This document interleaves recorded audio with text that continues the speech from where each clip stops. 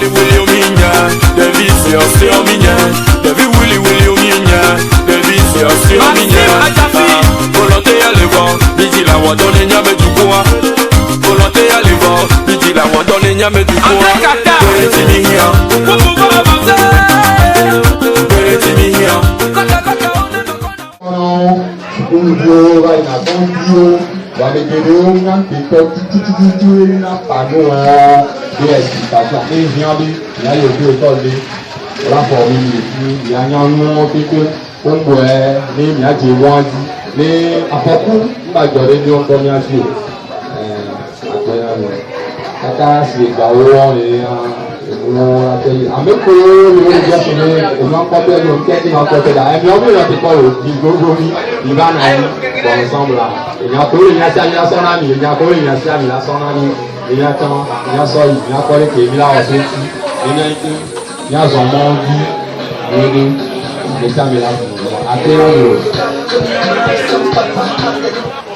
Voilà la raison pour laquelle aujourd'hui nous allons nous ce que vous l'avez déjà dit au début de mon introduction, c'est que ici c'est qu'on cherche, nous ne sommes pas venus pour accuser que ce soit dire non, soutenir et dire à ceux-là qui tiennent le volant sans permis que c'est bien, mais c'est aussi mauvais. Alors, il y a des avantages et en retour, il y a aussi les inconvénients. C'est juste pour dire à ceux-là, s'ils sont avec nous, comment nous allons faire. S'il y a lieu de les aider, actuellement même la direction de transport routier a mis en place un système de formation pour les taxis motos. La direction de transport routier a mis un système en place, un système de formation. Est-ce que vous voyez? Et cette formation, elle est gratuite. Hein? Tous ceux qui conduisent la moto et qui s'intéressent, qui veulent avoir cette formation, peuvent nous envoyer leur nom ou nous faire une liste. Donc, ici présent, c'est pour ça que nous sommes là, pour s'échanger. C'est dans ce domaine-là. Et pour ceux-là qui conduisent sans permis, nous allons voir ensemble ici ce que nous devons faire pour les soutenir, comment faire pour les aider. Aller à la formation, soit aller au permis, qu'est-ce que nous devons faire pour les aider. Voilà pourquoi. Si l'État pouvait nous aider, diminuer un peu le coût du financement, ça c'est un, et instaurer au niveau des gares routières une auto-école, vous comprenez, et à un point on peut réduire quoi. Comme ça, nous aurons le temps de s'activiser. Voilà, c'est le qui casse qui coûte cher. Vous voyez, avec nos véhicules actuellement, on ne peut pas travailler parce qu'on a beaucoup de fous. Tout est particulier, la pratique de ces produits. C'est une contrainte, ce n'est pas une bonne chose en soi-même, mais c'est une contrainte. Là, nous allons passer par votre budget. Si vous allez voir, ensemble avec l'administration, au niveau de la catégorie B, parce que c'est le permis de base. C'est ça même qui fait un chauffeur. Vous voyez, ça coûte cher. C'est celui qui pensait qui nous revient comme ça. Et la plupart aussi, on a des apprentis sans contrat. Vous voyez, nous, par exemple, à ce niveau-là, au niveau des gares routières, on nous donne des apprentis. On fait du bénévolat. Vous comprenez? Peut-être que ses parents sont pauvres. Il va savoir conduire. Il faut retourner au village. Et vous voyez ce qui se passe actuellement. Ici, on a la bonne volonté d'apprendre quelqu'un à conduire. Moi, je parle de la gare, je ne parle pas des chauffeurs indépendants là. Bon, comme ça, si le quittancier dit, si tu veux faire du bien, tu fais complètement. C'est ça notre problème. Franchement, on a beau dire, mais vous avez plus haut, vous avez parlé des responsables syndicaux. Effectivement, ils ont fait de leur mieux. Vous voyez, il y a un problème. Il faut aller directement sur les choses, comme M. le Président vient de dire. on n'est pas accompagné par l'État, surtout au niveau de la sécurité. Je vais avoir mon permis tout de suite. Je prends un véhicule administratif. Je sais que la personne n'a pas de permis. Vous voyez où je m'en vais déjà. La personne vient, celui qui n'a pas de permis est plus cautionné que moi qui ai le permis. Ça, c'est un ça. Qui sait qui je suis, surtout actuellement au niveau de la circulation urbaine. Nous, les taximens, je vais dire ça, je vais globaliser ça comme ça. Beaucoup ont leur permis de produire. Mais beaucoup de chauffeurs, les choses personnelles là, n'ont pas de permis. Quand tu crois la personne, ça devient un autre problème. Tu sais qui je suis, tu sais, voilà. Donc, avec l'État ensemble, il ne faut pas qu'on cautionne celui qu'on ne peut pas cautionner. Ça nous embête beaucoup. Parce que nous sommes laissés à notre force quoi. Sinon, nos responsables interviennent vraiment. C'est ça. Je m'arrête là pour continuer après.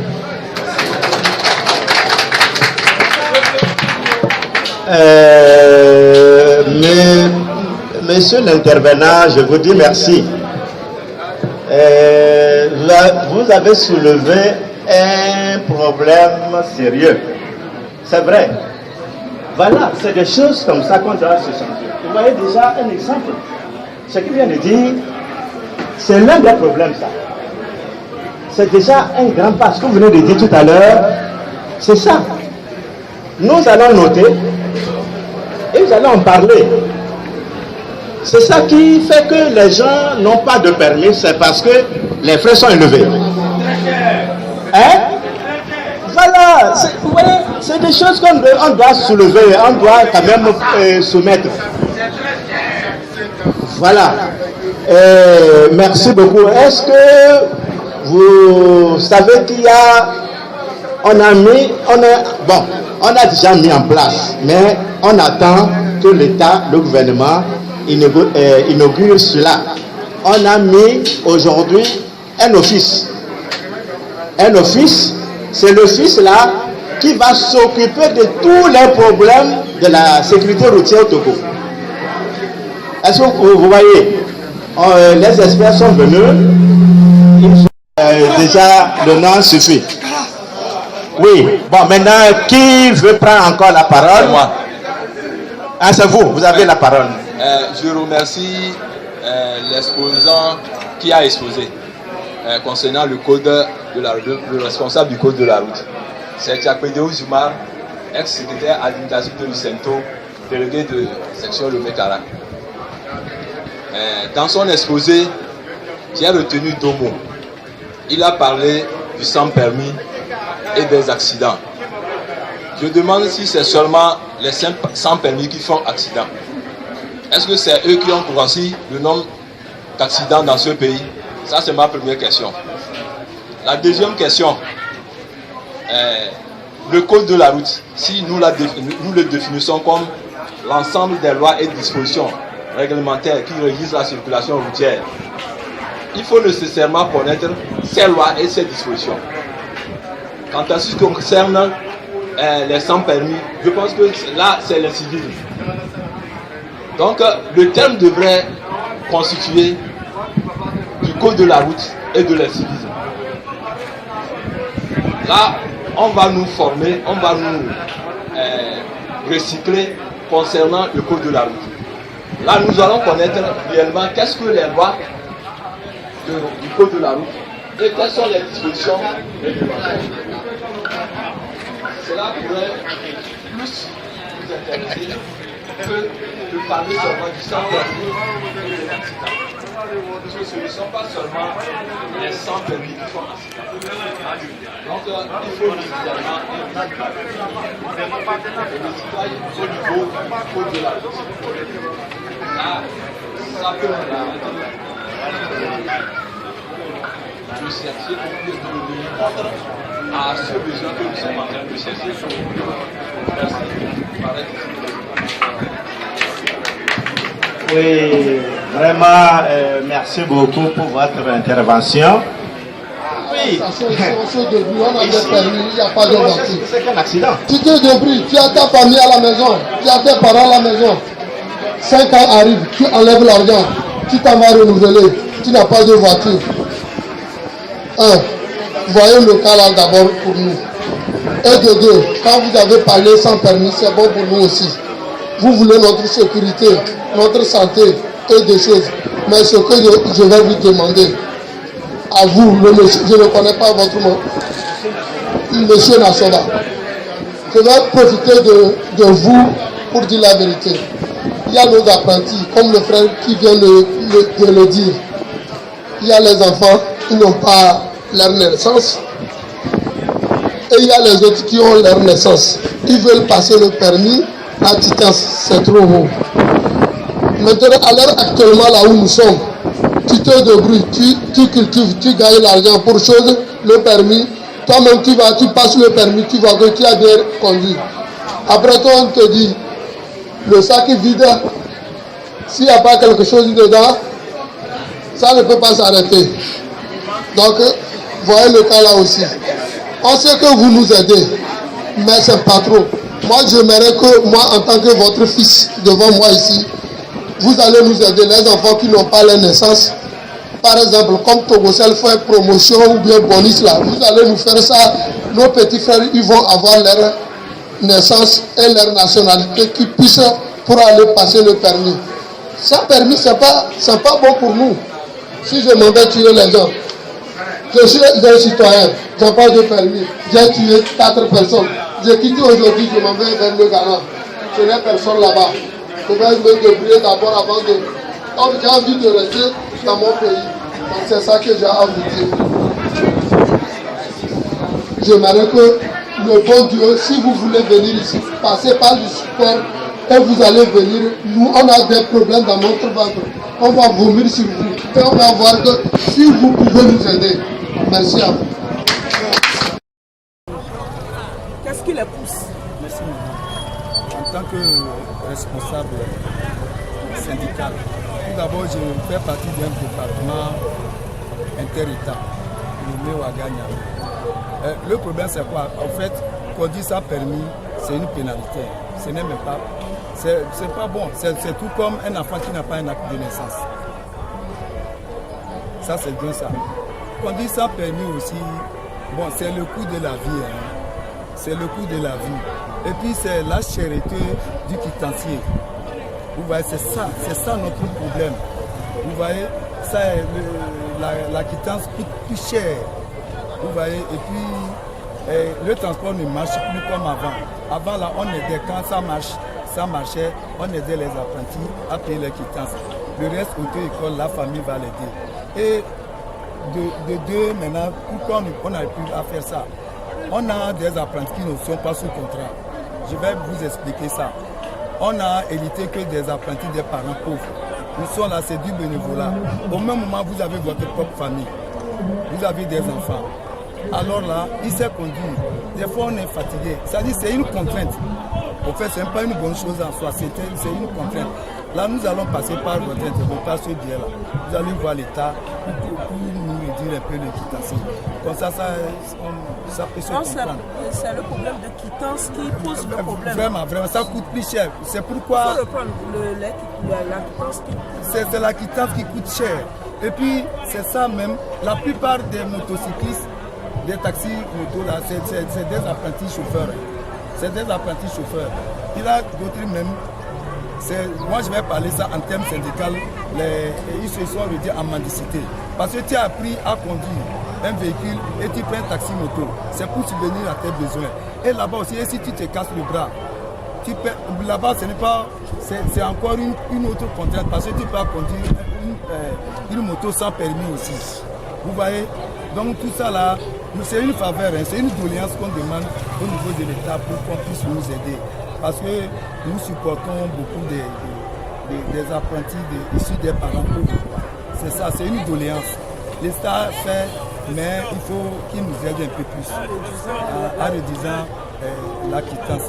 C'est ça. Et puis, de deux, on a le problème aussi des actes de naissance. Vous voyez, pour passer le permis maintenant, il y a d'autres qui n'ont pas d'acte de naissance. Et puis, les choses foraines là, comment vous appelez ça?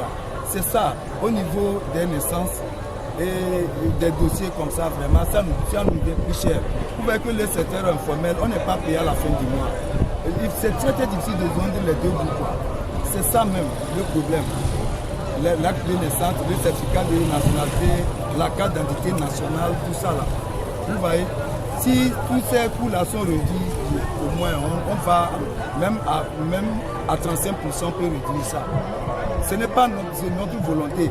Et puis il y a des chauffeurs aussi qui n'ont pas de permis conforme. Donc l'apprenti aussi imite de son patron comme ça. C'est ça, parce que les responsabilités sont partagées. Le quittancier coûte cher. Mais il y a des involontaires. Parce que moi je sais conduire, mon patron me laisse le véhicule. C'est tout. C'est ça aussi. Il y a des inconscients parmi nous.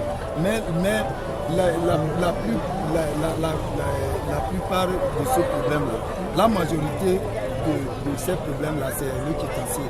Si ça coûte moins cher, tout le monde serait au même niveau que les autres. Vous voyez, c'est ça.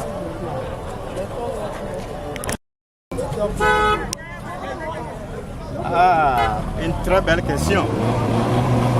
Et nous avons choisi aujourd'hui, puisque c'est leur jour, leur grand jour, c'est-à-dire tous les autres chauffeurs venant de l'intérieur, un peu partout viennent aujourd'hui, et on a souhaité les rencontrer et leur parler surtout ce qui se passe dans leur domaine. C'est juste pour les sensibiliser. Nous avons constaté qu'il y a assez de problèmes à ce niveau. Et ce problème se résume à plusieurs niveaux. Mais nous sommes ici aujourd'hui pour leur parler sur un thème précis. Le thème, c'est les dangers de la conduite sans permis. C'est le thème-là que nous sommes là pour développer, partager avec eux, les soutenir pour leur parler de la réalité. Parce que aller sur la route sans permis, ça suppose qu'on manque beaucoup de connaissances. Parce qu'on dit, si on définit ce que c'est que la sécurité routière, vous voyez qu'il faut nécessairement discuter avec eux et leur parler des avantages et des inconvénients. Bien. Alors, merci beaucoup. C'est pour cela qu'aujourd'hui nous avons décidé de les rencontrer ici. Effectivement, on a des difficultés sur le terrain. Des difficultés de rassembler ces conducteurs. Il faut tout un processus. Il faut d'abord voir les responsables des syndicats et les délégués de chaque gare. Et c'est après ça que vous pouvez facilement les retrouver. Puisque vous voyez, c'est eux qui sont capables de nous réunir. Par exemple, aujourd'hui, on a souffert. Mais néanmoins, nous nous sommes compris et aujourd'hui, cela s'est bien passé. Donc, nous profitons de cette occasion de lancer cet appel à nos partenaires qui sont les secrétaires généraux des syndicats et surtout remercier notre partenaire, le ministère des Infrastructures et des Transports, notamment la direction des transports routiers et SAFER qui nous ont soutenus pour ces activités-là. Nous leur remercions pour ce qu'ils ont fait pour nous. Justement, par rapport à votre allocution tout à l'heure, vous avez parlé d'une formation gratuite concernant la direction des transports routiers. Parlez-nous de cette formation. Oui, effectivement, c'est un système que la direction des transports routiers a mis pour aider ces jeunes-là qui souvent refusent d'aller passer leur permis ou bien d'aller se faire former. C'est-à-dire que c'est la direction qui a trouvé qu'il fallait apporter un plus à leur endroit. Avec ce système, ils pourront, n'est-ce pas, adhérer et se faire former. Parce qu'il faut une formation. Il faut qu'ils possèdent un bagage dans le code. Que fait de votre association concrètement pour permettre à plusieurs conducteurs à pouvoir avoir leur permis? Oui, c'est ça. C'est pour ça que nous sommes là ici avec eux. Pour les amener pour les sensibiliser, pour leur parler des avantages et des inconvénients. Parce que aujourd'hui, ils conduisent sans permis. Mais ils ne savent pas qu'il y a des inconvénients. Et ces inconvénients peuvent vraiment leur donner, peuvent arrêter même leur profession. Alors, il faut qu'ils comprennent qu'il faut se faire former. Il faut avoir une connaissance bien approfondie, avoir la connaissance des règles. Ils ont parlé des problèmes de quittance qui sont trop chers, ce qui fait qu'ils n'ont pas de permis. Qu'est-ce que vous faites dans ce sens concrètement pour les aider? Oui, bon, à ce niveau, au niveau des quittances, ça relève de la compétence de l'État. Mais néanmoins, nous allons essayer, au cours de notre rapport, de soulever ce problème. C'est ce que nous avons constaté sur le terrain. Voilà ce que nous propose. Et bon, quitte à l'État ou bien à l'autorité de prendre cela. Et juste après cette étape de sensibilisation, est-ce que vous aurez d'autres activités à l'endroit des conducteurs? Oui, ça, nous sommes là jusqu'à 3 mois de sensibilisation. Oui, après l'étape de Lomé et de cette station d'Avalplas. Oui, on a prévu aussi d'autres stations telles que la station de Kodomé.